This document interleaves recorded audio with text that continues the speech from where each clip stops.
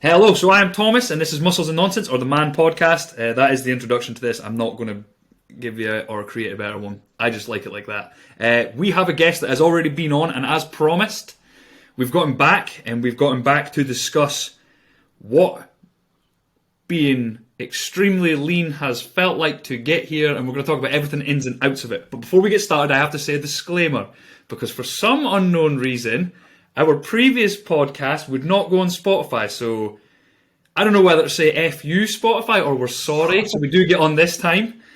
But last time, for some reason, we must have said something, or I don't know, we breached, I don't know. Everything that we talk about in this is just through our own knowledge, experience. It is probably not even like solidified opinions on things, it's just an idea or a discussion topic. If you do have any I don't know, if you've got any like underlying eating disorders, disordered eating, any health conditions, this may not be for you. Please seek advice from a professional or a doctor before you try and do anything that we maybe talk about. I'm pretty sure I've covered everything there, right, Ross? Yeah, we should be safer. Jesus, like, I had to re-upload it like 2 or 3 times. But whatever, that's in the past. Ross, how are you? Honestly, I'm fun. I'm so good. I'm so buzzing for this. I don't know, like, it's weird. I feel weirdly good. Weirdly good. Good. It's almost like the physical changes that I'm now seeing are what is spurring me on. Yeah. And you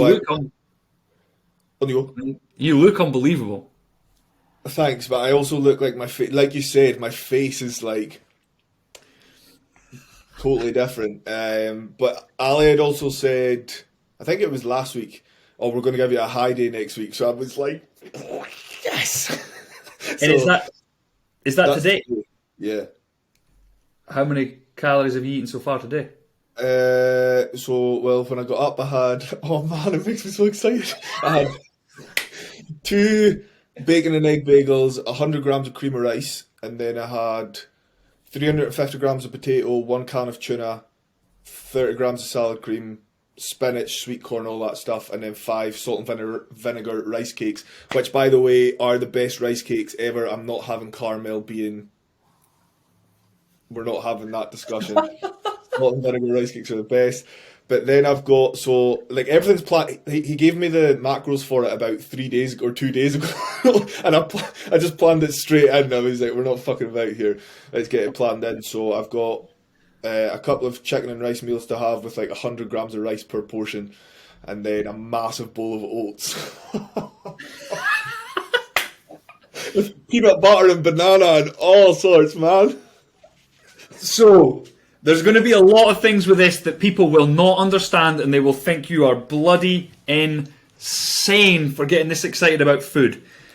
Yeah. I'm going to try and just, for those that are listening that don't have any idea about bodybuilding, or have maybe never like embarked on like a long spell of fat loss, there are different methods. And if you listen back to Jack's podcast that I just shared a couple of days ago, which will probably be like 3 weeks back from now, we spoke in that about high days, refeeds, diet breaks, and these are tools to, as you can see with Ross, he is remotivated. If this podcast had maybe been yesterday, he knew the high days were coming, so he probably had that level of excitement, but energy would have been a lot low. He would not have been speaking as loud as he was just then either, because his energy wouldn't have been as high.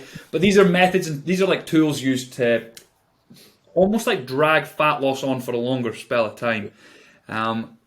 And I guess we should talk a little bit about food focus and food satisfaction or excitement.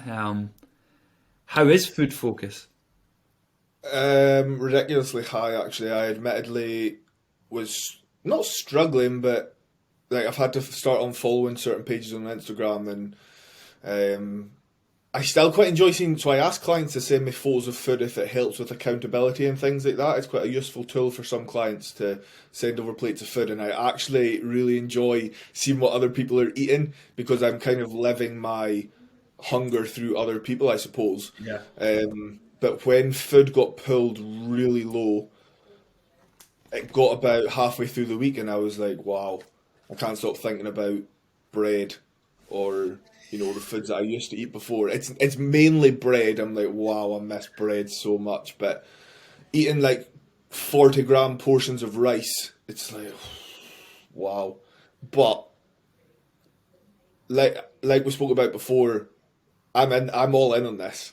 I will do whatever it takes. Like, bro, pull all my cards out. I don't give a fuck. Like, I'm gonna eat what I need to eat to get to where I want to be. And the scales weren't doing what we wanted them to do. I was changing a lot visually, but it was a case of just, right, this is what I'm gonna have to do. Let's just crack on and do it. Which can be very like, so obviously beforehand I was a chef. Now I'm actually, so here we go, tangent number one. I've got a client who's a chef, and his relationship with food, or his desire to eat, is like non-existent, which is crazy. You'd think that chefs would be like, fucking love food, like cook it, eat it, serve it, whatever, I'll have it all. That's not always the case. Whereas me, I've got such an emotional attachment to food. Like, food was a massive part of my life when I was a chef, and then when you go into bodybuilding, food is then obviously an equally important part. Old school bodybuilding is like chicken and rice, that's all you need. I get that. But I was always a bit like, okay, let's just try and have a little bit of flavour, enjoy my food.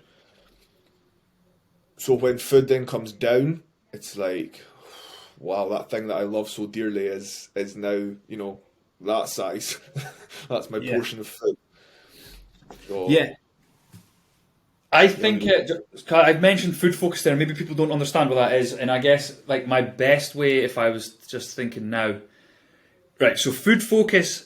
If you imagine, everybody that's listening, if you imagine your favorite food, or you decide to restrict a food, the first thing that you start thinking about is that food, and you want it, and you that's when then a craving comes, and then potentially you just go and get it and have it, and you're like, oh damn, Food focus is you crave food. Like, you don't actually give a shit about what it is or where it comes from. You're just like, I want more and I want to feel full, and I think about food from the moment I wake up.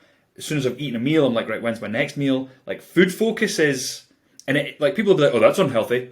It is. You shouldn't feel like that. However, to get as lean as Ross is, and hopefully we'll maybe get a little ab shot at some point on here. No, good stuff, man.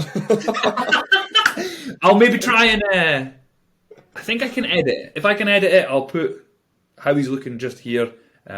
If not, I'll link his Instagram again. Go have a look.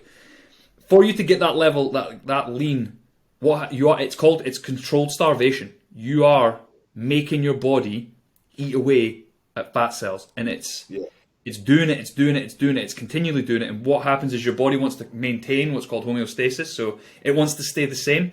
And as it pulls off more and more body fat, your body tries to resist and fight back and say, no, we want to be back there.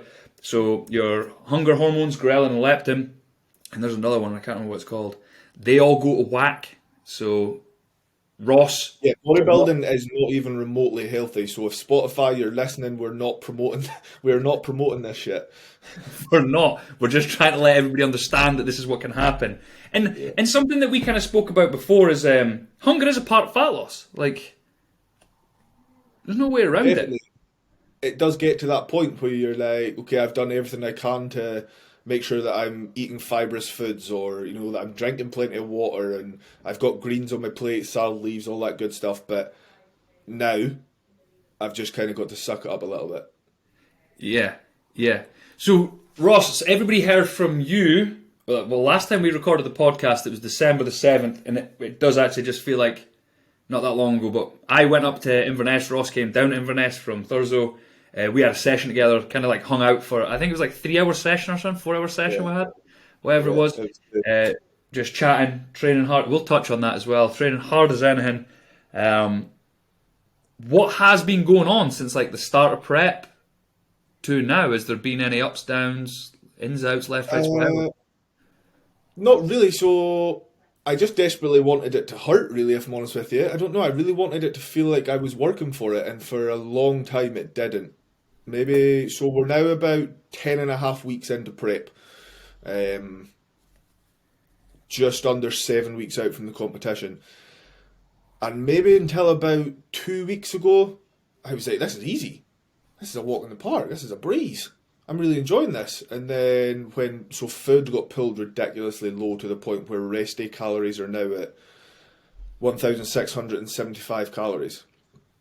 And when he first pulled those down, I was still weighing about 93 kilo or something daft like that. Wow. So for a 93 kilo dude to be eating 1,600 calories, for whatever reason, the scales were just not playing ball. So it was one of these things. It's just needs must. Yeah. And that's when it got about midway through the week after that huge pull, where I was like, okay, this must be what it's meant to feel like. This is how prep should feel. Energy just dropped. Mood sort of goes a little bit. Like, people joke about being hangry. You get hungry, you get a little bit snappy, sort of grumpy, gurney. That shit's here to stay. Like, that's a bit of a permanent fixture. And all of my energy either goes into my relationships at home, clients, or training. I don't have energy for anything else. If I sit down on the couch and it's 8 o'clock at night, you best believe I'm sleeping by past. Like, I'm gone. I've got nothing. Sleep hasn't been fantastic. So when you're dieting, what tends to happen is you get off to sleep. Maybe you get off to sleep. Okay, you're knackered. Yeah, so you're like, bang, I'm sleeping. Yes, but then you wake up because you're hungry. Like, this is at the point where I'm at. You wake up because you're hungry, and then of course you wake up. What happens when you wake up first thing in the morning? You need to go to the toilet. If you wake up in the middle of the night, guess what? You still need to go to the toilet. So you get out of bed, wakes you up a bit, you get back in bed, fall asleep for a little bit, wake up again, and then it's just this constant tossing and turning. Like, I'm waking up before my alarm every morning. Get up in the morning, 4:20 on the bike, do the cardio before I go to work and stuff. So I've kept this constant where cardio is the first thing that gets done in the morning. But although hunger's increased and energy's dropped, like, I love it. Like, I don't know. There's just something about the routine, the structure, the visual progress that you can see, because when you go into a gaining phase, that progress it will take a lot longer to become visual. When you're building muscle, it takes way longer, or it can take a lot longer to build the muscle than to lose the body fat. Whereas here, 10.5 weeks, I've dropped 15 kilo roughly. So if you drop 15 kilo, you're going to see those changes. So seeing the changes has spurred me on massively, and the fact that I know that I'm not going to quit, so I might as well just put everything into this. Like, there's not a part of me that'll quit. So I might as well just make it the best that I can, and that's what's kept me going. So there's definitely been a lot more ups than downs. The only real down that I can think of is that huge drop in energy. 15 kilos. That's mental. Yeah, I started prep at 104 something, 104 kilos something. Wow. I'll send you over the before and after. Ali's going to post them tomorrow, but I'll send you the start of prep photos to now. It's mental. It's a great, and you never see yourself looking like that. Do you know what I mean? Like, when you're at the height of the bulk, or if you're somebody who is just starting their diet. If you were to compare the start of your diet towards, the end of your diet, this person almost becomes unrecognizable. You're like, wow, that's me. I looked like that. Yeah. But, yeah. I done a post about this once before. Like, now that I've gone up and down a couple times, like, I've kind of lost. Like, I just see me in the mirror. Whether I'm bigger, whether I'm leaner, whether I'm just in the middle. Like, I just kind of see myself, and like, this is something that I always wanted to talk to you about as well. And like, it's evident how you do feel. Like, how are you finding like the physical changes? Like, how do you feel mentally seeing yourself looking crazy? So you get to that stage maybe just before halfway in prep where you're like, oh my god, I look horrendous. Shit the bed, man. There's nothing there. So, but you're like, fuck it, we've got to keep going. We can't quit. We'll just keep going. And then it gets to the point where, like, you can almost see all of your ab muscles, and you're like, fuck yeah, I look pretty good. And although, some people won't, not everybody's going to appreciate the fact that I am doing this for an aesthetic or a visual not reward, but reason, if you like. Okay, I'm going to get judged on how I look. And a lot of people think that body image, etc., and having a healthy body image shouldn't just be about being as lean as you possibly can, or, you know, you should be able to just accept how you look regardless of shape, size, etc. Yeah, yeah. But when you see the fruits of your labour, where you've been busting your ass in the gym for, you know, I've been with Ali nearly 3 years now, where you're trying to progress all the time, you pull back a bit, you bulk back up again, and then it gets to the point where you're lean enough to actually physically see what it is that you've been putting all that work into. Yeah. It's incredibly rewarding.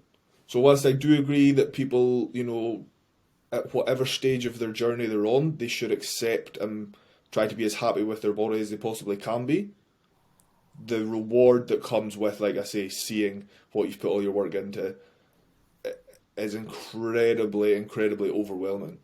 Yeah, and I guess as well, like being and identifying as a bodybuilder, like it's a different goal, a different start point, a different journey. It's completely different to someone that's, say, looking to just lose a few pounds. And I don't mean just, because it's all hard. Everybody's journey is difficult. Like, there's people out there that'll get the same feeling that you get, just being able to say no to a bit of chocolate. Yeah. To us, that may seem like, oh, that's such a novel thing. Like, but to other people, like, that's like the extreme of it. And and I think it's like on par with what you're saying. Because I can remember feeling exactly how you said. Halfway through my prep, I was like, I am not going to be ready. I am way too small and I'm not going to be lean enough. And then there was like 2 weeks went by and I was like, actually, I'm pretty lean and I don't look terrible. Like, yeah, there's a lot of stuff that goes, but you'll know yourself, like, you feel amazing today. Tomorrow, you may feel just completely different. Yesterday, so I always try to do some posing in the morning, posing after a workout as well. And yesterday after my workout, where like I took my shirt off, I took my t-shirt off, and I could see like shoulder striations and stuff, and I was like, right, we're sort of in the business end of it now.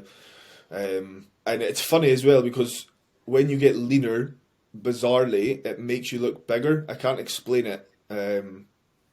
It must just be to do with the proportions of like waist coming in and shoulders maybe looking larger. It's crazy how you almost look bigger when you're leaner. Yeah, I think like the best example for this would be if someone could somehow put like an open world-class bodybuilder next to Tom Stoltman. Like everyone would think that bodybuilder is going to be the way bigger, but Tom Stoltman he's not ripped, he's just huge. But if you were to put them next to one another, Tom Stoltman would look a lot bigger. And I actually had this discussion this morning with a client. Like, he was saying, oh, do you not miss looking big? And I was like, I'm 20 kilos heavier than what I was when I was on stage. I was like, I'm a lot bigger. Like, if I could somehow put me next to me, like in person, like you would have to see it in person. Photos it doesn't make sense in photographs. If you were to see it in person, you would see that like I'm a little boy compared to the way I am now when I'm on stage. I think that's sort of bodybuilding though, isn't it? That's what they're chasing. They're chasing like the ratios and the proportions and whatnot to make you maybe look bigger. Like posing in bodybuilding is lying. You're putting yourself into positions to make yourself look bigger than you potentially are. I remember I met James Hollingshead at the Arnold's, and I saw like Cuba and all those professional bodybuilders kicking about, and obviously they are big dudes. There's no sort of, but when you see them on stage, they look like they would like fill a room. Do you know what I mean? They look enormous, huge. But so whilst they're big, when I was stood next to James, you're like, okay, you are obviously big, but you look bigger when you pose. Obviously, that's why they don't just get on stage and go, "Hi, here I am. This is me. This is what I've got." Yeah, and you'll see as well. Like, see when you compete, you'll walk past people and they look, especially with clothes on, they look absolutely tiny. Like they look, and then they get up on stage and you're like, holy, look at the size. And then you're like, but I just stood next to him and he's tiny, or she's. And I think a huge thing is, and I put a post about this, like, female bodybuilders, when you see them in person, still, no matter what, still look like females. you do get you do get absolutely gigantic Yeah. females, but like they are like these tiny little frames, and I think as well like, and where I'm going with this is a lot of females will be like, I don't want to lift weights because I look bulky. But if you've seen these women in person, or if you've seen these women with clothes on, you'd probably look at them and be like, oh, I wish I looked like that. But then they take it off, and you're like, whoa, she's like jacked, but she is like people. It's small. Yeah, 100%, 100%. Yeah. But Ross, I want to kind of like reverse right back a little bit, and let's figure like where are things now like day to day? Like where's cardio in the week, training, steps, calories? Okay, so steps haven't changed. Steps have been the constant there at 10,000. That's where it's been since forever. Cardio is now at 210 minutes, so that's just 7 lots of 30 minutes, which I surprisingly enjoy. When I got up today, so because today is my refeed, that high day that we mentioned at the start, there's no cardio today. So I got up and I was like, what the fuck do I do? What do I do with myself? Because I've actually quite enjoyed it. What I found is the cardio's helped me feel, I don't know, like I've maybe achieved something first thing in the morning. It helps me feel a little bit more productive. I tend to have a little bit more energy once I've done the cardio. Anybody who exercises knows that if you go into a workout and you're like, God, I don't have the energy for this, you will feel more energized by the end of it. It's no different doing the cardio. Like the amount of people on shift who are like, sorry, you do cardio at what time? It's like 4:20 I'm doing my cardio, and I can guarantee you I feel more awake by 10 to 5 than you do when you're waking up at 5:30 or whatever. Yeah. Like, I feel fantastic. So cardio's at 210, steps at 10,000, and then training days are just still at 5 days a week. Ali pulled food down on training days to 1950 2 days ago now. Monday, yeah.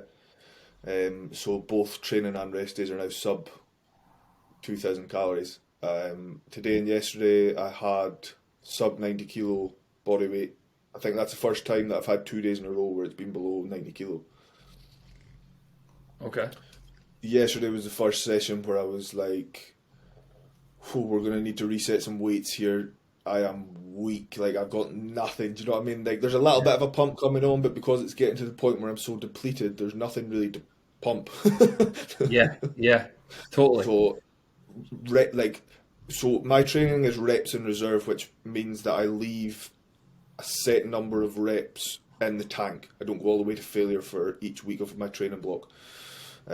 So yesterday I was doing, I think it was rows, and I meant to leave 2 reps in reserve this week.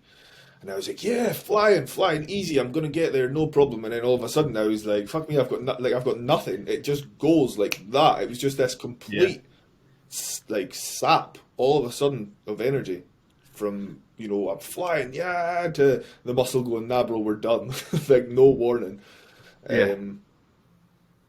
So yeah, that's pretty much the state of play at the moment. Sleep is not fantastic, like I've said. I can nap on the couch, go to bed, sleep for a few hours, and then I tend to wake up around 2 o'clock, toss and turn for a couple of hours, then just get up. Jeez. What I found also, because sleep has been pretty pants consistently for maybe 4 weeks or something now, but what I've actually tried to do and make a conscious effort to do over the past 5 days is go for a walk, like almost as soon as the sun's come up, as early as I possibly can. Try to get some daylight in, and I know there's like studies and research that prove that this can be beneficial for sleep, and honestly, from personal experience, it's true. My sleep was terrible before, and now my sleep's just bad. Yeah. And I genuinely think that's because getting some daylight in early doors has helped massively. Yeah. Also, because energy drops off later in the day, I don't want to be doing steps at night anymore. That's I got like that as well. You learn all these like little tricks about yourself. Like I get real lazy later in the day, so I won't even do the steps. You would do them, but you're like, I don't want to be doing them. Yeah. So there's 2 things that you touched on there that I really wanted to talk about, because I think this is one of like the most, for me, most fascinating and like personal parts of doing like a bodybuilding prep. And I want to talk about going all in and how that feels, and then like the mindset around that, because it is a mindset. Going all in is a mindset. Is there anything that's like kind of popped up that you're like, whoa, that's a bit weird, and that's a bit drastic even for me? A little bit, not weird. I've said it to, so I said it to, I think it must have been a client in the gym the other day. So I'm going to ask you, do you think that all-in mindset, or, you know, pushing to the point of failure in the gym, and I mean true failure to the point where it's like hurting, do you think that can genuinely be taught? Do you think that's a skill that can be acquired? I think if it aligns, I think if someone has like validation for why they need to do it, yeah. But I think it has to be like, I want to achieve this, and if someone that like they respected or like trusted was like, right, well, you need to do this, and I'm going to show you how to do it, I think they could learn. However, like, you'll know with clients, there'll be clients that'll tell you, I want to lose fat, and you're like, right, well, you're going to have to put your calories down. They're like, I don't want to do that. Like, I don't think they really want it. Yeah. So I don't think they are all in. I think they just want something as opposed to need it. Yeah, I agree. And I think I think training intensity is the best example for me to use, in that I think that you could PT a client, okay, and take them all the way to failure. And then they could go in and do the next 5 sessions on their own, having known what failure is, where failure is, how it feels, how much it hurts, how much it takes to... Because you've got to go to a pretty dark place to go all out in a set.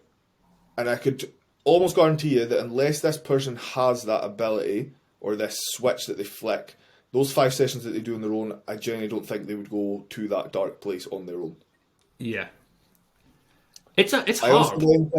I think then that your everybody can do it, but not everybody can do it statement then comes into it a little bit as well. So I think that if you said to me, right, Roscoe, this is the goal, this is what we're going to do, we need to go all in on it, and you explained to me why we were going all in, you gave me some sort of, you know, maybe emotional rationale behind it, I'm going all in on it, and I'm not talking about prep. Like, if you said to me, Roscoe, man, I need you to help me with something, but you have to go all in, like, I'll go all in.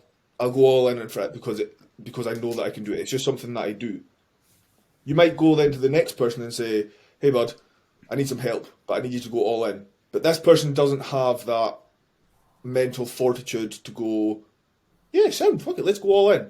And they make that effort. They make the effort to try and go all in, but it doesn't quite match up to somebody who just has this sort of, I don't know, this sort of dark place in their mind where they can just switch off from emotional attachments, or switch off from hunger or pain or whatever it is, to just go all in on something. Yeah.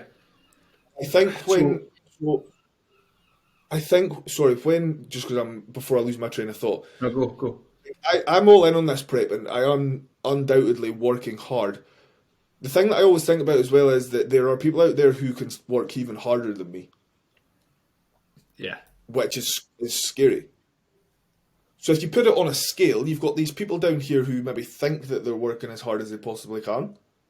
And then you've got these people up here who are like, you know, the top bodybuilders in the world that are doing shit that the normal person can't do. And then you've got like us sort of like here somewhere. I think a lot of it's maybe perception as well. This person thinks they're working their arse off, and to them they might be. But you might come along then and go, come on, mate, you've got more to give there. You can do better than that. I think maybe it's... So I've kind of just changed my own mind a little bit. It's maybe perception. Maybe it can be taught. Maybe... Wow. I've just talked myself out of my own thinking, I think. Maybe it can be taught. Maybe you have to... Maybe you just have to help people see it. That where they're at, they've got more. They're capable of more. Yeah. So you know the saying. You know the saying, like, if you're the smartest person in the room, you're in the wrong room. Yeah. Like, people like us, we're not scared of going and try and find someone that's maybe knows an answer that we don't know, or has trained harder than we have, or done something that we've never done. Like, we're not scared to do that. But I think what a lot of people do is they want to just be like the big fish in the small pond. Whereas if you can flip that mindset, you will. And you will be able to push a bit harder, or you can get your eyes completely opened and you're like, oh, wait a minute, I'm only like half-assing this. Yeah. There was about 5 things I wanted to say there. The other one, so like if I'll go back to this, the quote, like everybody can do it, but not everybody can do it. Like that, I think comes down to like perspective, like society, external influences, because there'll be people around you that'll be like, fuck that, I'm not doing that. And you're like, well, if you think fuck that, you're not going to get it. Yeah. Like, that's part of it. There is actually... Yeah. I don't want to interrupt your train of thought before you lose it. No, mate, there's about a million things I want to talk about here. There's also, like, you can look this up, and if you want it, I can find the studies for you. There's been studies done where what they've done is they got someone to go on a leg press, and they're like, right, you're going to do 15 reps. Can you please put on the amount of weight that you think you can do? And they started doing it, and they were like, yeah, that's 15. That's as heavy as I could go. They took them away. They brought them back. I can't remember how long it was, but they got a personal trainer. They were like, can you put the same weight on again? And I'm going to watch you do a couple reps. Right, perfect. Right, I'm going to get you to stop there. They could do 50% more. Yeah. So that's why I feel like if someone can feed you the right kind of reassurance, like you then start to believe in yourself that you're like, actually, because I think it is external. I think there's a massive external influence. And if you're always hearing like, oh no, you can't do that, you can't do that, you can't do that, why would you do that? That's a waste of time. Whereas if it goes to like something different and it's like, no, I believe you could do it. Oh, you believe I could? And it's positivity coming in. I think people could push.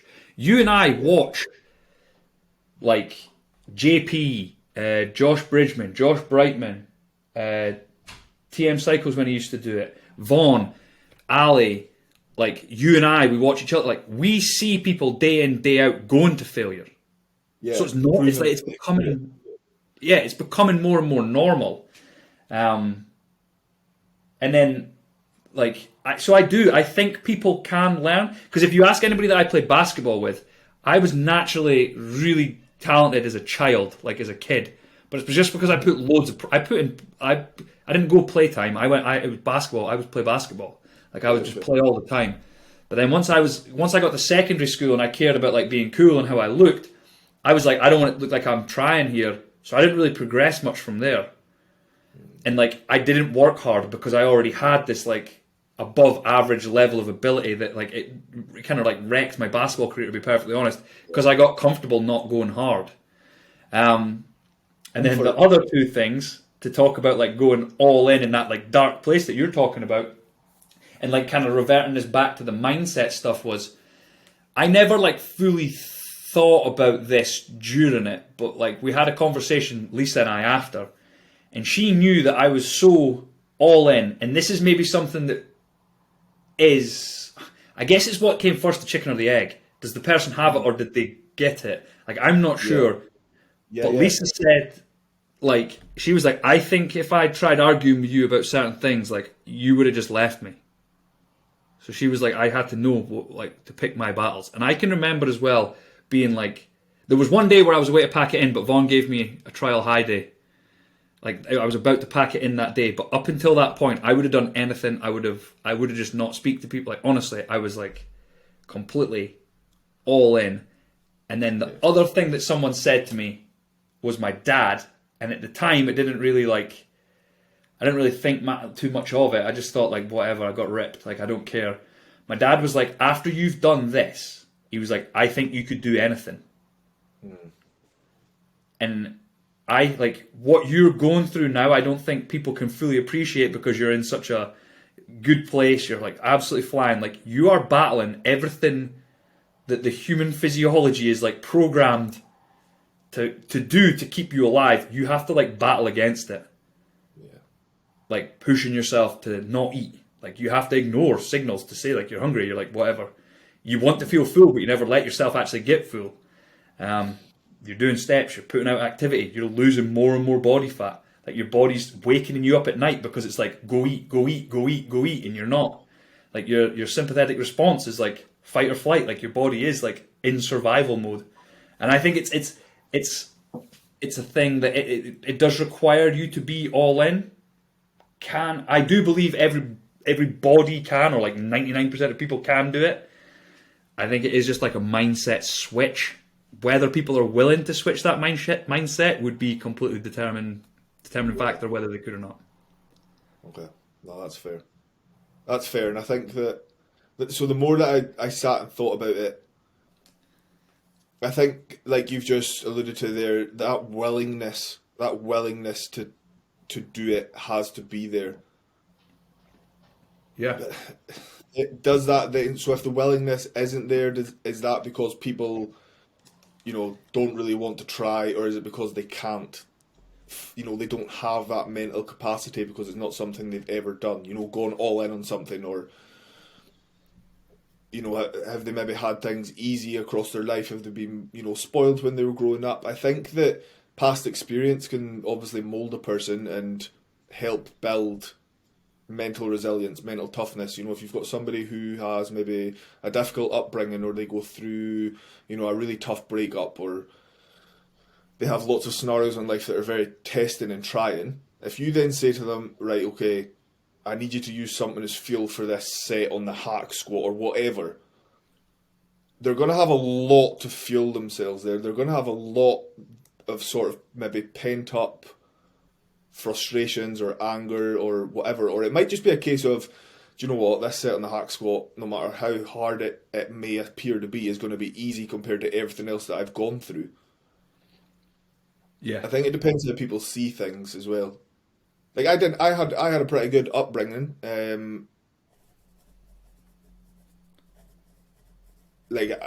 was looked after. I was cared for.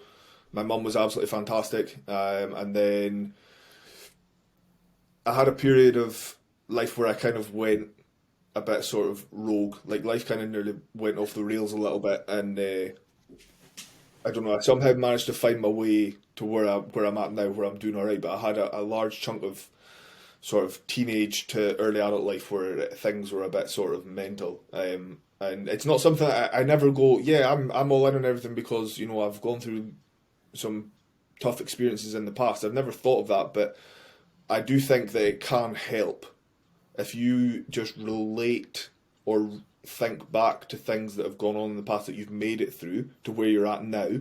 That can be a huge motivator for so many people. And I do think that sometimes it is, a subconscious thing that you just build up this mental resilience, this mental toughness just from experiencing things, seeing things, going through whatever it is that you've gone through. I think eventually you just turn into a person that can deal with, almost just whatever life throws at you, just because you're used to almost surviving like that. And that's sometimes not a great, it doesn't sound very cheery and happy. I'm somebody who can deal with this because my life's been really difficult, but I would wear it like a badge of honor if you're somebody who's gone through some tough stuff and you're still here getting shit done. Yeah. So there's a book called Tribe, and they talk a bit about this. And what the example I'm going to use is kind of like an extreme one, and I'm not saying like what me and Ross do is it's difficult to do as an individual, but on like the grand scheme of things, like we have roofs over our head. Yeah. We're a little bit like it's like we are talking about it just as like right now what Ross feels like. This isn't us thinking that like the example I'm going to use. I don't think what we do is as hard. I just want people to try and I'm going to just use it. This is personal to us. This is like, and as well, this is a choice that we've made.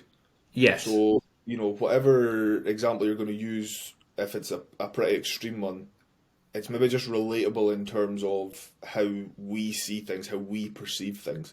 Yeah. So in this book, Tribe, right? And like you're saying, if someone goes through tough things, when tough things arise, they've experienced it and they know, and they're like, right, I've gone through this. And I think I feel like it's tribes, or there's these areas in Africa that they're at war all the time. But the war's like on their doorstep. So they go to war and then they go home. Nobody there ever has PTSD. Nobody ever has like they have like nothing like that. But it's because war is so normal. Whereas like in contrast to like here, like we can go walk down the street, no one's going to try and kill us, or we're very unlikely someone's going to try and kill us. No one's going to like, yeah. Whereas like we still have like Marines and soldiers and military that go to war, but then they have to come back to this, that we're so far from it and so far detached, like it impacts us differently. So I do think that you're right on like, if you can put yourself through like difficult times, situations, and you can kind of like build, like callous yourself a little bit, like, and I don't want to sound like Goggins there, like if you can callous yourself a little bit, like I think you can persevere and push through stuff. I do. Yeah, I agree. And I think that a comfort zone is something that a lot of people want to live in a comfort zone. I think everybody wants to be comfy. They all want things to be easy for them all the time. That's why I think, especially in this generation that we're in, where people tend to be offended. Yeah. Feel personally attacked maybe a lot more readily than in years gone by. I think that it's because, people are so... They've got their hearts set on everything just being so. I want my life to... I want to have the house, I want to have the kids, or, I want to have, the partner that's going to support me. Everything's going to go well, life's going to be good, everything's going to be comfy. Fuck that. Fuck that. Yeah. Like you say, we're not going Goggins here, by the way. I don't expect you to go out with battered toes and run along the road and stuff. But No. if you spend your whole life in your comfort zone and you're happy with that, please, by all means, batter on. Like, just carry on, live your life if that's what appeals to you. Comfort and, happiness and easiness and all that stuff. But I promise you, your life becomes 10 times more interesting and exciting when you do something that is outside of that comfort zone. Yeah. When you can look back and say, I tell you what, that was bloody difficult, wasn't it? But look, I'm still here and I'm smiling, or, whatever. I got well out of my comfort zone. I did something I would never ever imagine I could do, and I feel better for it. Yeah. Whereas you might have these people who are watching you, so you're over here and you're smashing prep, or, I don't know, running the marathon, or you've stepped outside your comfort zone massively, and you've got this person here who's going, fuck, I wonder if that's what living is. I wonder if I'm missing that. And then you've just got these other people who are like, nah, fuck, can't see any of that stuff. I've got the blinkers on, like, I'm comfortable with where I'm at. I wonder if I wonder if it's just because we're go-getters. Like, we like going and doing. And this is something that I do ask myself quite a lot, and it kind of comes back to your question earlier about, like, can anybody just, like, push themselves to, like, a hard level? And I often wonder, like, do people just try and find an excuse to not have to do it, just either out of, like, embarrassment that maybe they fail once or twice? They maybe don't want to look silly in front of other people. Like, they don't want to actually even look like they're trying. They maybe just don't want to, like, they're trying to use these excuses to, like, justify why they don't. And, like, if you could break through all of that, like, could you get them to taste for it and then push on? I don't know. Yeah, that's kind of where my question was sort of going, because I always battle with it. I always say, like, I think some people can't be taught, but then the more that I talked through it with you there, I thought, well, maybe if you helped them to see that they could do it, they would grow into a person that can do it. Can you hear that drilling outside? Yeah, a little bit. I wondered what it was then. Oh man, they've just started doing, like, roadwork stuff, like, right outside my flat. No, man. Damn it. Is that, like, really annoying? Is it, like, really annoying? Nah, it just sounded like there was a washing machine going off. Right, as long as it just sounds like that, we'll just keep going. We'll just keep going. Yeah. So this is actually, like, one of the big questions that I jotted down. Like, what are the things that you're learning during prep? Because I find it very spiritual. Like, what are you finding out about yourself? What are you noticing about society? And we can kind of, like, discuss things on that. What are you also learning about fat loss? So I'll just start with the last one, just because I've got my own sort of personal opinions on fat loss. Fat loss is simple in theory. Yeah, on paper, fat loss is, straightforward. It's when you dig well into, people's mindsets, relationships towards foods, social settings, the environment that they live in, that's when fat loss becomes difficult, more difficult. And then as well, you've got that whole thing where, what's somebody's mental resilience like when it comes to potentially failing or doing something that they find difficult. Because like I say, if you're in an environment like that, I don't know, you work with people who bring biscuits in every day, right? And you're trying to diet and you think, I'm not having a biscuit today. And then somebody puts the biscuits on the table and you're like, might have a biscuit today. All of a sudden your environment starts impacting you. Then you go home and your other half has bought you some chocolates and cooked a massive dinner.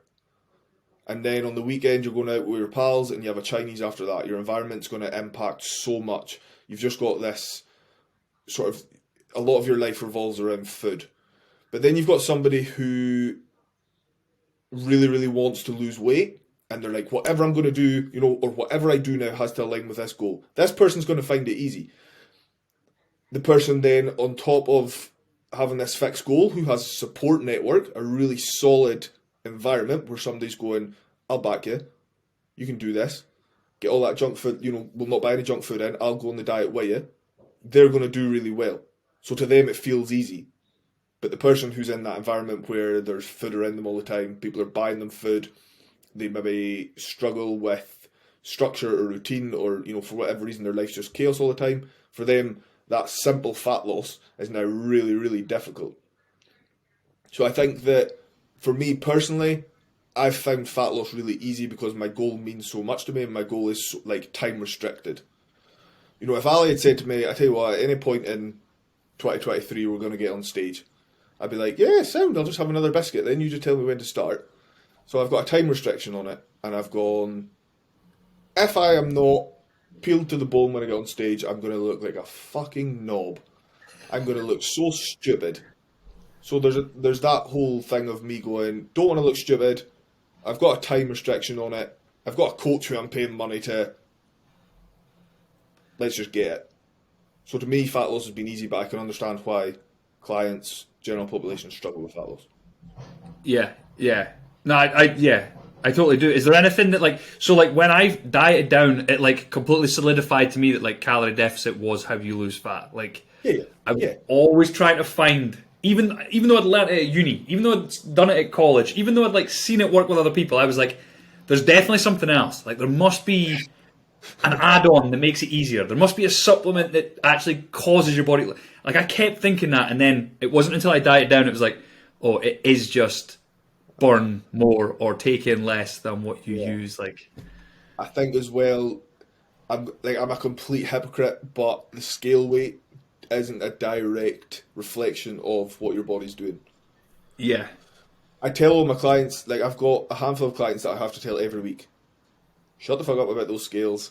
They do not reflect the effort that you've put in. Look at the progress that you're making across other areas of your life. Me, scale weight doesn't go down, end of the world. Scales are going in the bin. I nearly bought new scales the other day. I was like, nah, scales must be broken. Scales have to be broken. Can't possibly be anything else. So I've learned that actually disconnecting from the scales takes, a conscious effort to go, right, okay, I'm not going to let it scale. I can't let the scales bother me. The scales are going to tell me what the scales are going to tell me. Let's just crack on and just keep doing. You can't directly control what the scales are going to tell you. I can't go, right, scales, 1 kilo off today, and then you stand on the scales and it's a kilo down. But what I can do is make sure that I do my cardio, do my steps, go to the gym, eat, within my calories, and all, make sure I manage my stress, sleep properly. All of these things that align with my goal, and then whatever the scales do, the scales are going to do whatever they're going to do. Yeah. I think I only had a couple little wobbles with scale. So for me, I lose weight pretty consistently, but it takes a big effort to happen. I was having to do an hour on the Stairmaster, or 50 minutes on the Stairmaster, 7 days a week, 5 training sessions. My training day calories got down to 1,600. I had to really go for it, but it's just always consistent.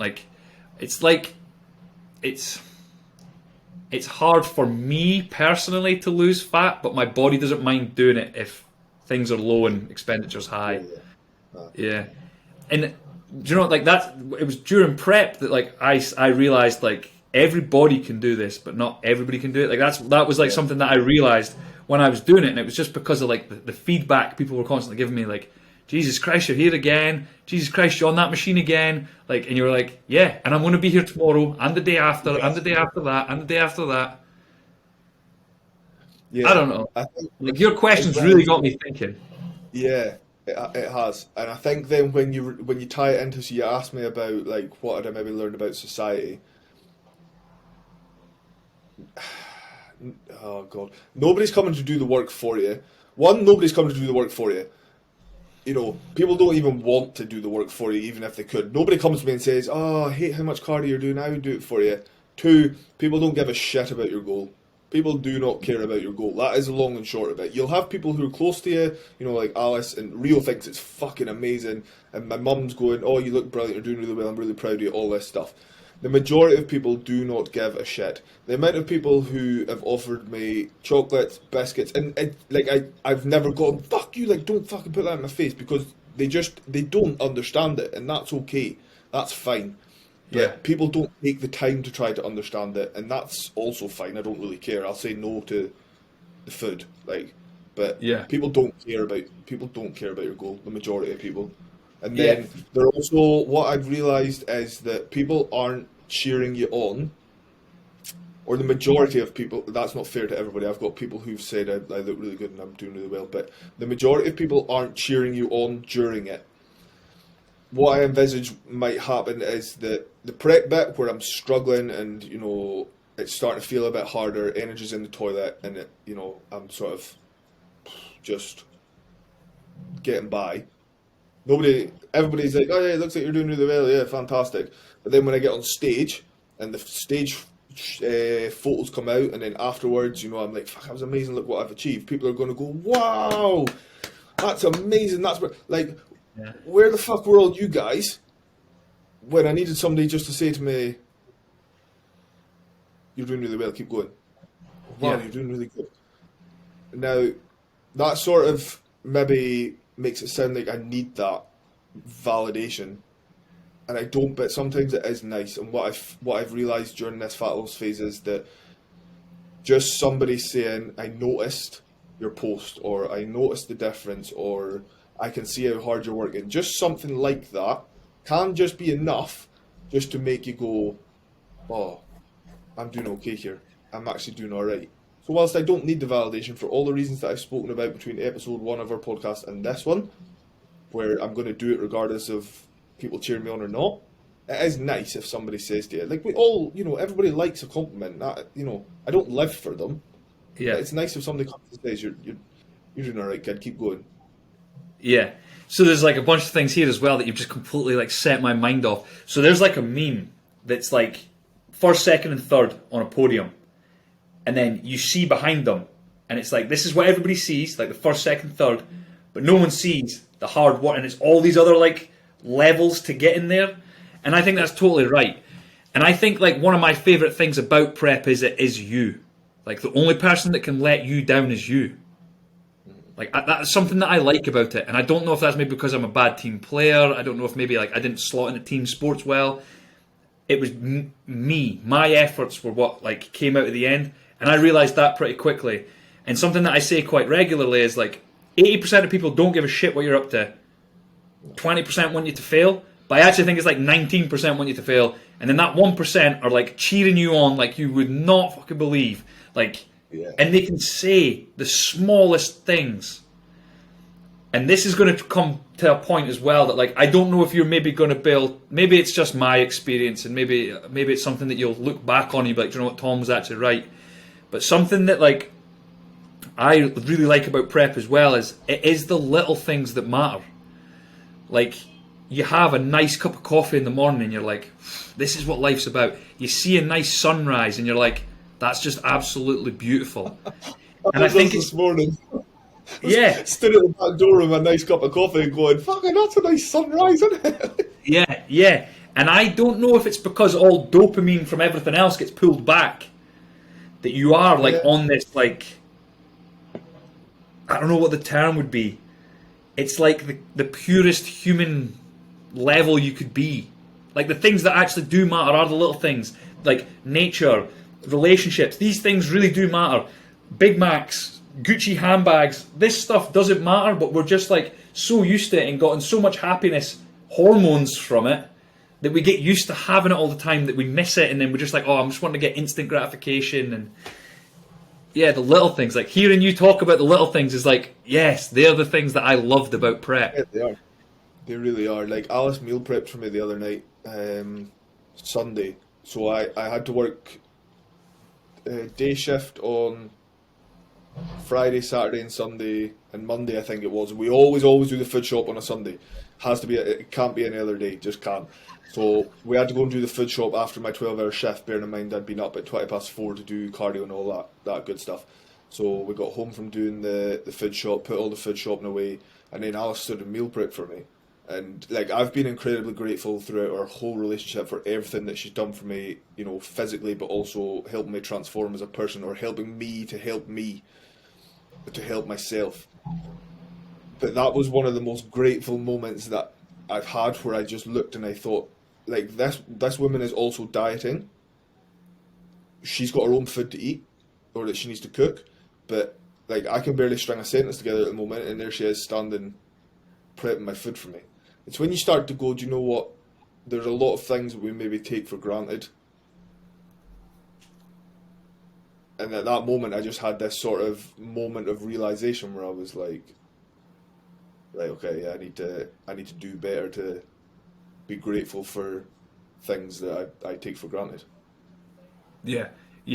Lisa always gets to it gets to a point during my prep where I just look at Lisa and I'm like, honestly, I just love you so much. I need you to know, like, I appreciate you. Like, I appreciate absolutely everything. Like, you are my cheer. Like, honestly. And I tell her, and it gets to a point where she's like, you told me this yesterday. And I'm like, I still feel like it, though. And then she, like, I'd just be saying it over and over again.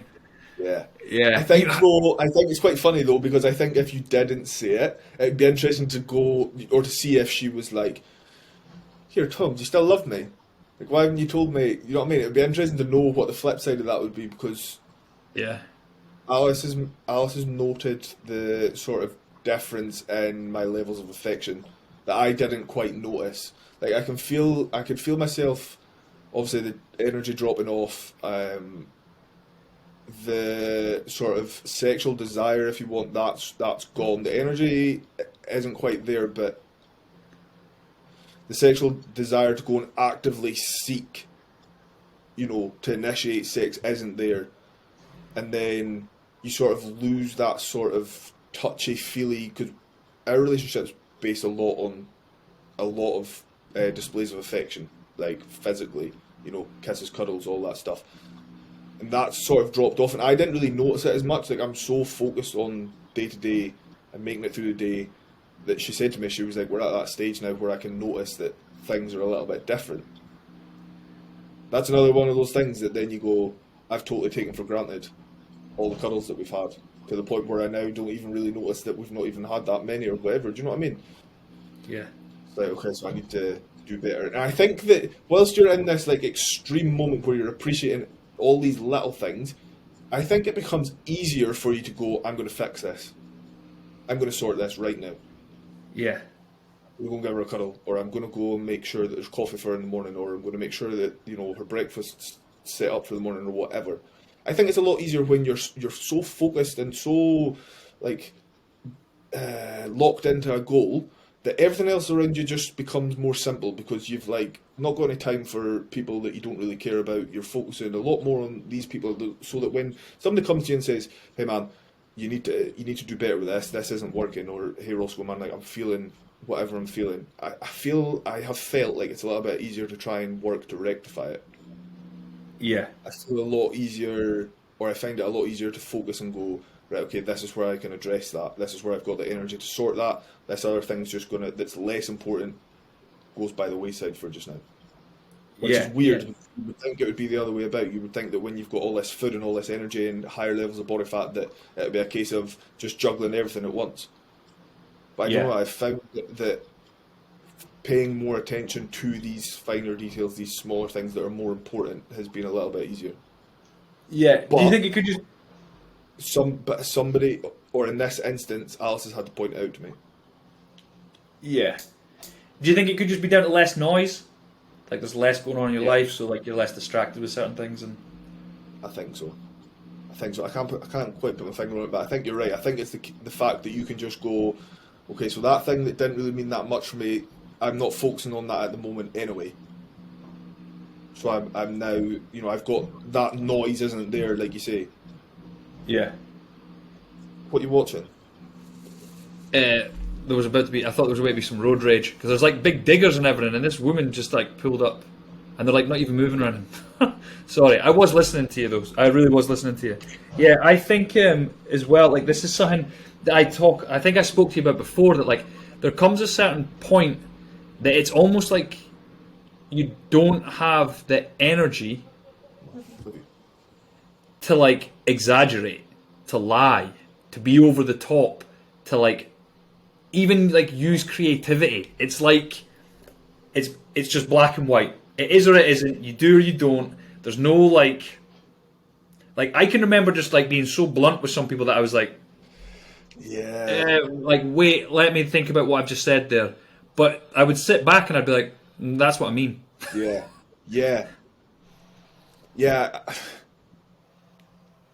I really like blunt people. I really like people that can say, hey man, this is how I feel. This is where you've pissed me off, or this is what you've done really well. I don't like those people that are, nice to your face and slagging up on your back and all that stuff. Don't like me. If I've done something that upsets you, or if I've done something really well, tell me. Please do. I've got to that point now where, like, I don't have the energy to entertain you if I'm not really, if I'm not your biggest fan or whatever. It's just like, whatever. Sorry, I don't have the energy for it anymore at the moment. Yeah. Which, I don't know. I guess it's good and it's bad. I don't know. Maybe. Imagine if we were all like that though. If everybody was like that and like didn't beat about the bush and just told everybody the truth, there wouldn't be any bitching. There probably wouldn't even be wars because it would get to the point where like, look, we're upset with this, so are we. Right, well, we need to just sort it. Yeah, I agree. Maybe simplifying like humanity there, but we've got world peace. Send this to Russia. Get everybody in prep. That'll do it. Yeah, no. But do you know what? Actually, going back, like the thought just popped again when you were talking there about like there's people that do try and sabotage what you're doing, and this is something that I think like Gen Pop people don't realize until they've maybe heard this now. Like you were saying there, like people will bring biscuits and cookies and sweets and cakes to work. They know that you're dieting. They know that you're trying to change your life. They know that you're trying to do better with something. But they maybe don't feel that they're ready to do that just now. So what they'll do is they'll be like, go on, Ross, have a bit of this. Do you not just want this? Do you not just want a bit of that? Like, that happens. And I can remember the only time I nearly lost my mind to someone was in a cafe. And this guy that had trained for a long time in his life, like he's in great shape. He asked me, he's like, all right, what is it you're going to eat after your training? Salad? And I was like, no, actually, I get a big bowl of Cocoa Pops and a protein shake. And he just like tutted and rolled his eyes. And I can remember just being like, I'm standing here, ripped out of my mind, 2 weeks out before a show or a shoot, I can't remember which one it was. And I was like, and you're going to try and tell me that I'm doing it wrong? Honestly, I remember like my brain was just like, and I just like left. I just got up and walked out. Yeah, I don't have the energy to entertain you. Yeah, I just got up and left. I think some like that instance is obviously different, but when you've got people who are like offering you something, maybe not forcing it on you, I think a lot of it just stems from that politeness to offer it around, like, would you like one sort of thing. But yeah, people are just people. Yeah, they are. I also think as well that is, and again, I'm not being sexist or anything here. I'm sure I read somewhere once that is more common in like female working environments because they have a more of a caring nature about them, and they don't want to feed you up. They just want to feed you to make sure you've got food. Yeah, make sure you're included, sort of thing. Yeah, and like one of the most common places that I've heard it happening is in hospital with nurses. Yeah, and that is predominantly female. Like they say, there's always sweets, there's always cakes, especially during night shift, because they need some sort of like something to get them through the night. Like. Yeah. How about some proper sleep? Exactly. Exactly, mate. Totally. I don't know if we want to like pull back to like the the sex drive thing, because I guess this is like a very unsexy thing to like part of prep that people maybe don't understand or know why it happens. And what I found, and this is, I'd love to just hear your thought, is I almost just started to see men and women just as people. Like, I didn't get this like desire or attraction, or like, it was just everyone was a person and I was me. I don't know if you know the ins and outs of why sex drive drops or why that starts to happen. No, not entirely, but I guess it's to do with the whole sympathetic drive sort of thing, where your body's like basically in survival mode. The last thing it's going to think about is reproduction. I think that's definitely part of it. I think there's a bit on like, I think there are drops in testosterone. I think there is like a big mix of things. I don't really know either. I was just going to let you like riff and talk about it. But again, it's like I imagine this is something that Alice understood before. But was it like a conversation to say like, look, I'm sorry, like this is just what's happening, or did it just? I it think just went. She's just generally accepting, and because she's been through it, because she's in the bodybuilding space, she kind of knows what to expect. I think that she's found my prep a lot easier than she thought she would. Like, her prep was very difficult, like we've spoken about before, but she's actually been like, oh, prep hasn't actually been that bad. And whilst my, like, the energy to go and initiate that sex, like I say, it's gone. Like, I don't think, like, oh yeah, you know, I'll go and see if she's in the mood sort of thing, you know what I mean? Like, you just start nudging, you're like, that desire's gone. But then, you know, if it arises, like if for example she was to initiate it, like I'm still able to do it. Energy isn't at that point where nothing's working anymore. But in terms of her understanding, I think that she just generally expected it, if I'm honest with you. Yeah. Is there anything during prep that has cropped up for you that you didn't expect, or you were like, whoa, this I didn't think it'd be like this? Not yet. No, I don't know. I think it's just taken longer to get to the point where I'm like dragging ass than I thought it would. Yeah. But yeah.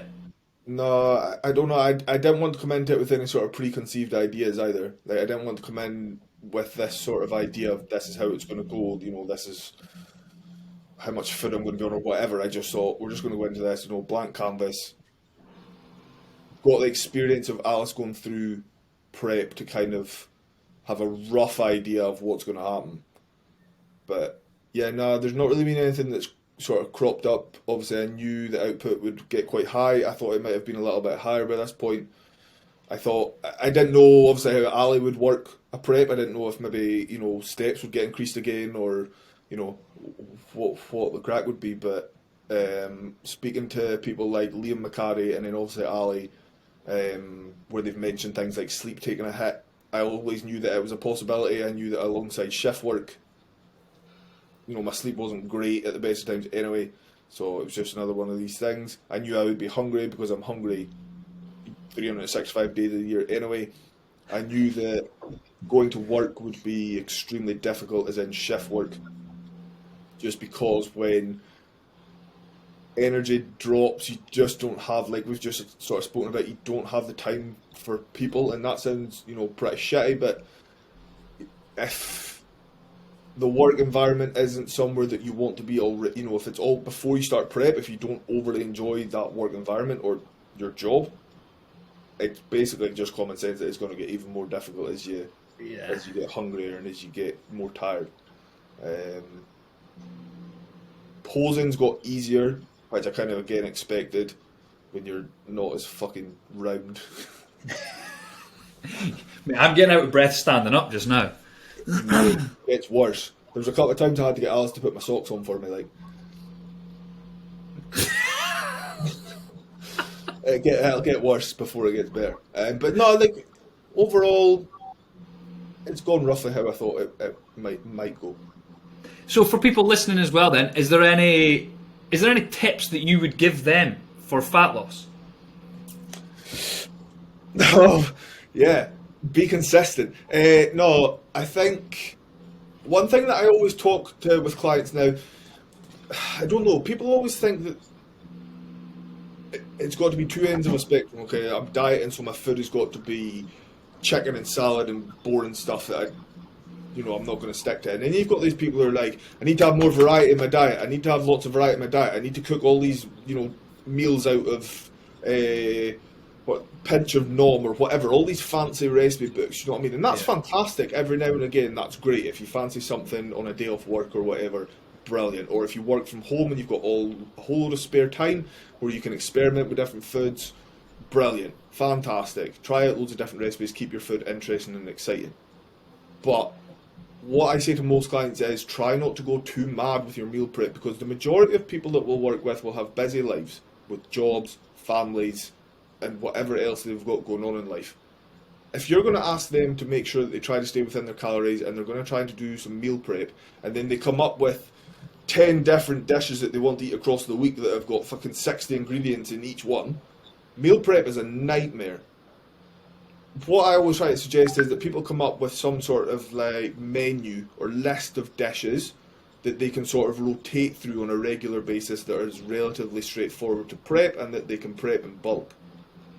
I genuinely believe that being prepared is the easiest way to be consistent, which is then going to lead to the best fat loss results. The people who don't plan or prepare or whatever, they're like, yeah, I had to work an extra 2 hours at work and then I didn't have any food in, it was 9 o'clock, so I just went and got something from the chippy or the takeaway or whatever.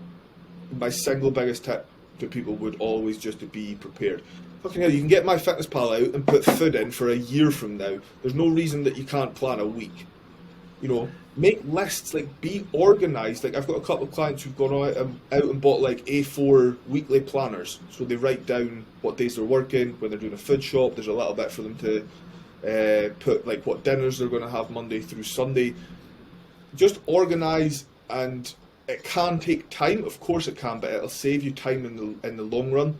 If you take a couple hours in the morning to plan out all your food for the week and then write a shopping list on one of your days off each week, and then do some, cook something in bulk that you can then tub up, you'll have saved yourself so many hours across the week. Yeah. Also just move a little bit more. And I know that that's like proper, like, oh, that's fucking bullshit, but like, get outside a little bit more, man. Just do some more steps. Just move a little bit more. And I know that for a lot of people, it's not a case of just, right, okay, eat more. No, eat less, move more. Some people need to eat more because they're currently under-eating to the point that it's leading to them eating more. There's lots of things to consider. But a lot of people could do with something as simple as just hitting like 10,000 steps a day. Yeah. Which Totally. would make a massive difference. So everybody that's listening, I did not pay Ross to say this. What I need you to understand is the reason that me and Ross are saying similar things, the reason that me and Ross consistently get good results with people is because we get these basic things really well. People will have been expecting you to say something like, spray lemon juice into your water and that'll help you. Like, people will have expected that. Like, and I have like my own ways of saying exactly what you've just said, and like I stole this idea from, do you know 3DMJ, like Alberto Nunez, Eric Helms and that.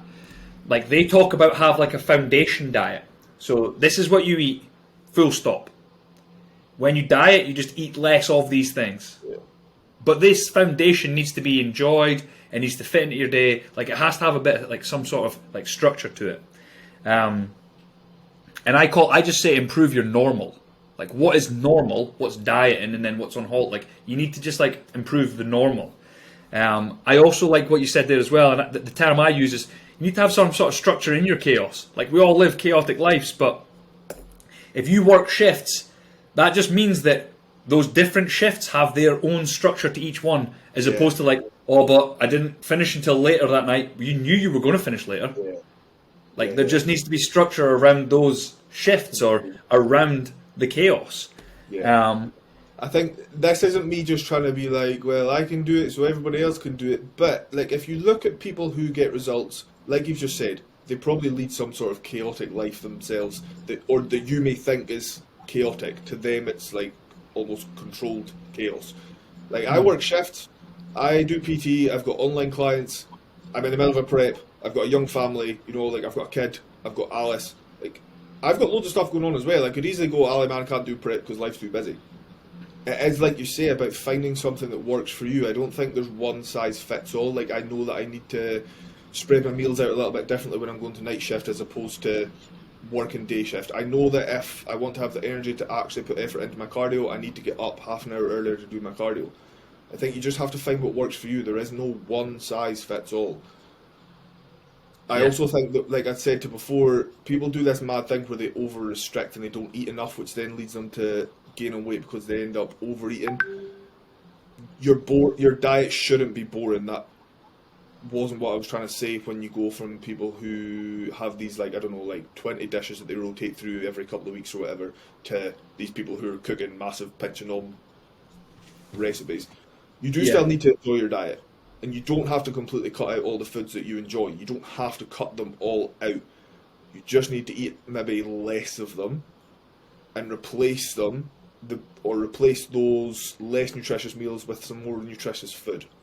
Doesn't mean that because you're going to live a bit more of a healthy lifestyle that you can never have a pizza again or anything like that, but I can guarantee you, eating 1,200 calories is going to last about 3 days before you go, I am fucking starving, let's go to the chippy.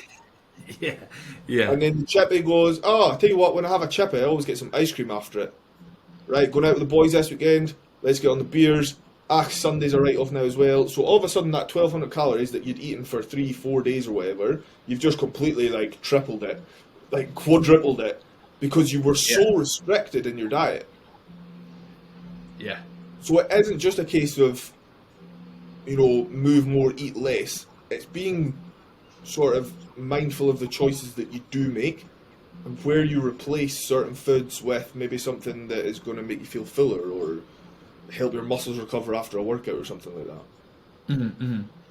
A thing I say to every client when I first set them up is like, the goal here is to eat as much as we possibly can and do as little as possible and get results. Yeah. And then we've got loads of space to play with, loads of time. And you can see people being like, oh, I don't think I should be eating much. And you're like, no, you want to be eating as much as possible. I agree. I think it's very hard for some people as well. So if you've got one half of a couple that comes to you and says, okay, I want to diet, and you give them, I don't know, 2,600 calories or something, right? And before that, they'd be trying to diet on 1,500 calories, okay? And the other half of the relationship is like, nah, I'm going to keep on eating 1,500 calories.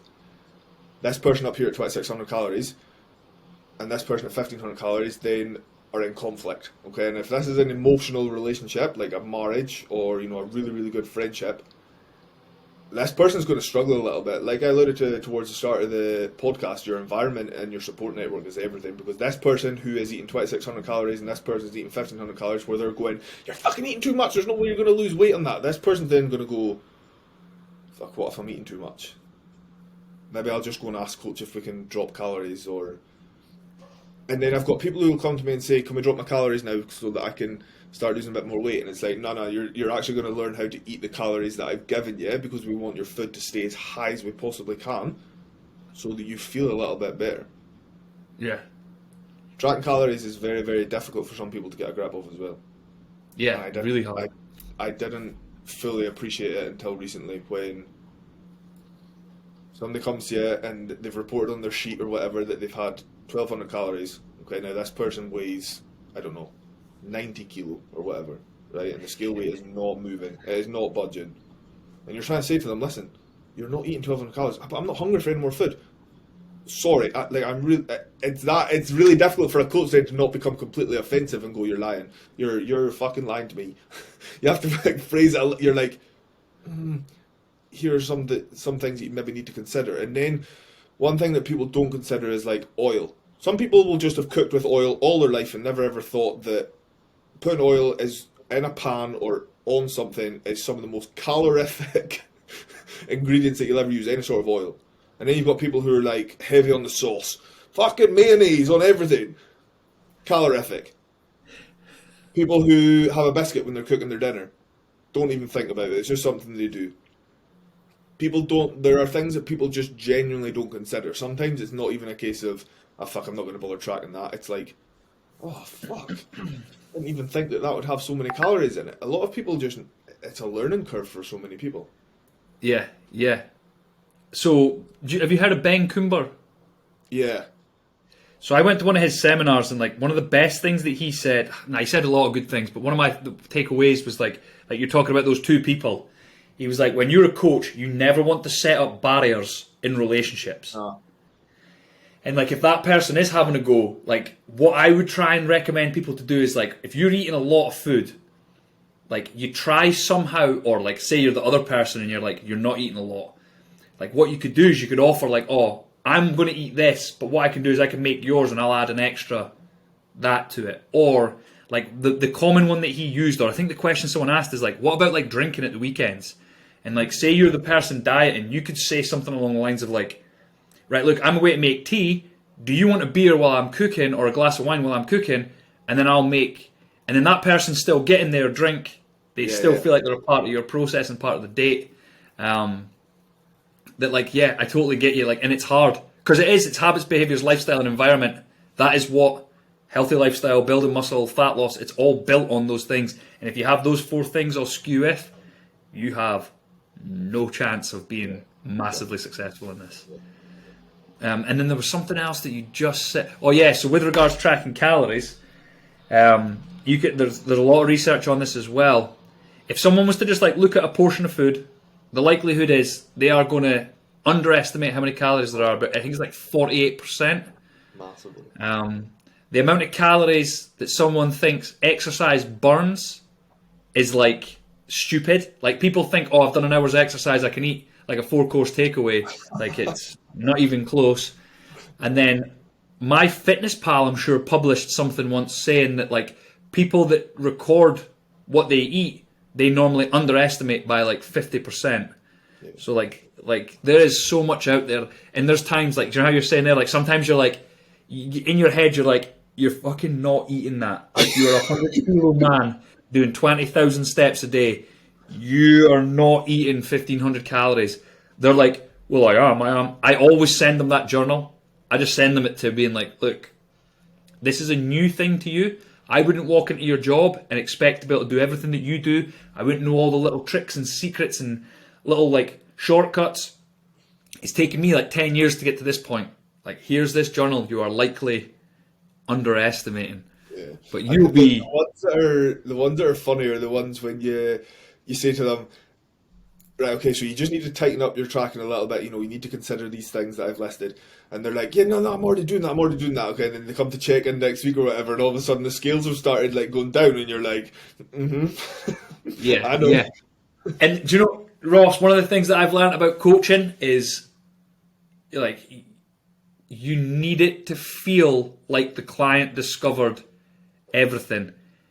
But the worst thing about that is it almost undervalues you as a coach, because then they don't ever feel like you're helping them. Yeah. You get the best results if someone like is self-discovery, like they're figuring it out. But then by the end of it, like they leave with amazing results, and they're like, yeah, well, I've done it all myself. And you're like, okay, well done. I just wish people would understand as well that nobody should be dieting forever. Like, I just wish people could be more successful at dieting so they could like try and build a bit of muscle. Yeah. I wish more people lift weights like in the same sort of way that we lift weights as well. I'm maybe going to go into a little bit of a controversial sort of train of thought here, but like CrossFit is obviously like a really big deal. I don't know if people look at CrossFit athletes and think that the only thing that's getting them to look like that is like 50 burpees, 25 wall balls, 25 calories on the ski erg or whatever. Like, these athletes are throwing about stupid weights for like clean and jerk or whatever. Like, they're doing lots of Olympic lifting. They're building muscle from that. Like, I wish more people would train with weight and more geared towards a hypertrophy sort of style training. Because the amount of people that are like, I want to change how I look, I want to change my body composition, and then, like I say, they do 50 burpees, 25 hanging leg raises, and 64 star jumps or whatever. I just wish more people could maybe appreciate the benefits to doing some sort of like hypertrophy style workouts. But I then have got this conflicting thing where I'm like, if people are exercising and they're enjoying it, fantastic, no, brilliant. If we can get more people exercising, great. Batter in, go to your circuit classes, go and do whatever it is that you're going to do. But yeah, I don't know. I think the people that I struggle with are the people who want to change their body composition but don't appreciate that the style of training that they're doing maybe isn't conducive to their goal. I think it's difficult with like how conflicting like the industry is. You know, like everyone's trying to send like, do my 5-minute beach body workout. Yeah. And they're like, oh, well, I can do their 5 minutes, but you're wanting me to go lift heavy weights. That sounds like a lot of effort. I'm just going to do the 5 minutes thing. And we're like, it doesn't work like that. But as long as you're going to go do something, yeah, please do it. Like, I had a conversation in the gym the other day. There's this old guy that comes in and he does everything terribly, like everything. And I asked people, I was like, do I have like a duty of care here to go up and say to him, like, look, can I guide you a little bit here? Or am I being a knob? Like, should I just be like, good effort, put a bit more weight on me, get after it, like, you know, like he's probably not going to hurt himself because he don't lift anything heavy enough, but like, he's just freaking, he's on like the lat pull down and it like pulls him out of his seat and everything. Like, honestly, he just does all sorts. And like, do I go up and help him? Do I tell him? I'm not sure. It's one of those, isn't it? Like, as long as people are enjoying what they're doing and, you know, living a active and as healthy a lifestyle as they possibly can, then for the majority of people, you know, they should just be left to crack on. I think that the ones that I maybe feel a little bit sorry for are the ones who want to actively change how they look and don't fully appreciate that how you train or the style of training that you do could largely impact that. Yeah. I also wish people weren't so scared of like the idea of gaining muscle. Yeah. Everybody thinks that they're going to just be like, whoa, like, you're not going to do that. Like, it's really, really hard to gain muscle. It happened by accident. Yeah. It doesn't happen that like someone just like tripped over in the gym and then came out looking like Arnold Schwarzenegger. Like, it doesn't happen like that. And like my justification to a lot of people, and sometimes this is like with older clients, what I'll say to them is I'll be like, there's going to become a point in your life where you do start to atrophy and muscle does start to drop and strength starts to drop. And that happens to everybody. It's going to happen to me. It's going to happen to Ross. It's going to happen to like everybody. But if your point where it starts is tenfold that of someone else, when they start dropping at the same time, you may land where they started after all this muscle's gone. And I want, like, the idea of longevity as well is not living as long as possible. It's being independent. It's being able to move. It's being able to do your own thing for as long as possible. But people just think like, oh, longevity, what, you want me to live to 100? No, I just want like the last 10 years of your life to be the same as the last 20, as opposed to just being fucked, you know? Yeah, man. Ross, right, last thing, I've already asked you what makes a good man, and it's one of the best answers I've ever had, so I'm going to ask you one thing. You touched on routine, and how much do you think routine is helping you with your fat loss journey? Massively. Like, I know what I'm doing at every moment of the day. It almost becomes autonomous as well, and you almost just do things without thinking. So if you live a very stressful life where there's an aspect or aspects of your life that are uncontrollable, you know that your routine is locked in over here. So whilst everything is nice and safe and locked in here, and everything around it's fucking exploding, and, you know, there's just this compounding stress, because everything is so tight locked into your routine, you don't need to worry. You almost don't need to worry about that. You can give your full focus to work being a nightmare, or the kids have just drawn up the wall, or whatever it is. I think that routine is everything. If you have a set way of doing things, regardless of if it's on days off, day shifts, night shifts, if everything on any given day is similar to the last days you can have it, I promise you that is, in my opinion, the key to huge amounts of success in fat loss. Unbelievable, Ross. Honestly, really honest. I love having you on, and I genuinely think we do again. I think we go again in. So you've got like just under 7 weeks, 6.5 weeks. Yeah, 6.5 weeks now. Yeah, it's 26th of March your first show, isn't it, Granite City? Yeah. I don't know if Alice said. I was speaking with Alice. I'm on a stag do down in London, so I'm not even going to make it up. What crap, mate? What crap, mate? But I am going to come to every other one. But what I would love is I'd love to get us, like, and I'm not going to ask you to be like, Tom, it's really hard today, can I jump on the podcast? Because the last thing you're going to think is to speak. But I don't know if what we do is you'll probably start trialing. If you hear that you're away to start reversing out, would you let us know, and we'll get you on again, and we'll talk about like extreme fat loss. And because today, like, we're not getting a true reflection, because if people could understand the buzz that you have or have probably had for 2 days, knowing that you were going to get a lot more food, like, it's not a true reflection of prep.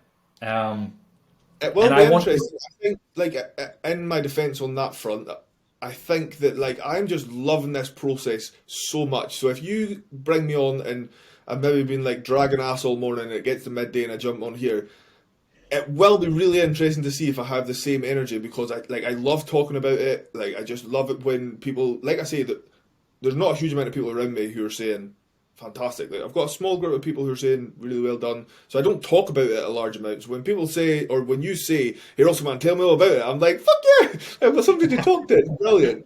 So it will genuinely be really interesting. I would love to come back on and do it again, just to see, if nothing else, the contrast, if there is any. Yeah. The other thing I don't want to do is I don't want to impact your prep at all, because it would be amazing to see, like, day or two before how you're feeling pre-show, but I don't want to, like, heighten nerves. I don't want to heighten jitters. Like, there's a bunch of stuff that would be cool, but it might be settling to be on here with you though. Like, if nerves and jitters are at an all-time high, just coming on and having this, like, down to earth sort of chilled conversation might be. Yeah. So okay, so what we'll maybe do then is we'll maybe get you in again on the 22nd of March. Yeah, cool, man. That's a Wednesday, and that's like 3 days before your show. Wednesday, Thursday, Friday. Yeah, cool. I'm not working then anyway, so. Okay, I'm going to jot that down. If anybody has any questions that they want to ask Ross on the 22nd, please do let us know. Again, thanks so much, Ross. It's been an absolute pleasure. And if anybody, for people that maybe do or don't know, this is the third time we've actually ever spoke, isn't it? Yeah. we maybe need to talk again next time or another time about the training session we had in Inverness.